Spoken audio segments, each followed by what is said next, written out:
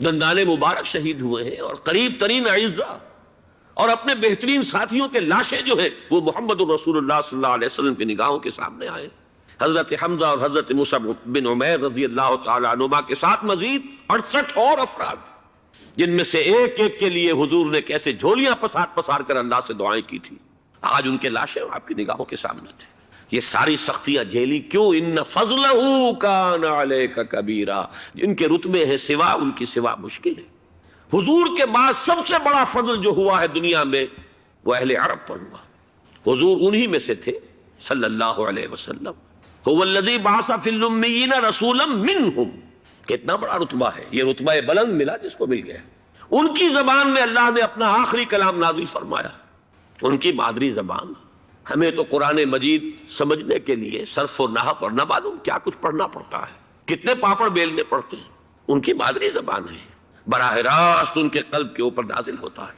لہذا جب انہوں نے روگردانی کی تو واقعہ یہ ہے کہ بقیہ مسلمانوں کے مقابلے میں زیادہ بڑی سزا کے وہی مستحق ہیں۔ یہی بات ہے جو سورہ محمد صلی اللہ علیہ وسلم کی آخری آیت میں فرما دی گئی تھی، ان تتولوا یستبدل قوما غیرکم، اگر تم پیٹھ دکھا دو گے اس مشن کو جو تمہارے حوالے کیا جا رہا ہے تو اللہ تمہیں ہٹائے گا، کسی اور قوم کو لے آئے گا۔ یہ سزا تو عربوں کو مل گئی تھی آج سے تقریباً 700 برس قبل، 13ویں صدی عیسوی میں تاتار کا طوفان آیا، تاتاری فتنہ، لاکھوں نہیں کروڑوں مسلمان قتل ہوئے۔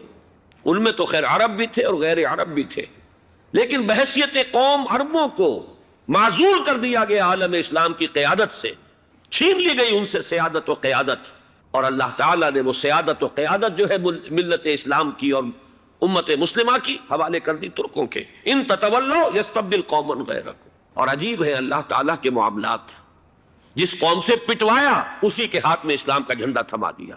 ہے آیا فتنہ تاتار کے افسانے سے آسماں مل گئے کعبے کو صنم خانے سے۔ وہ 13ویں صدی عیسوی، اس کا وسط 1258 عیسوی میں یہی بغداد تھا جس پر آج ایٹمی جنگ کے سائے ہیں۔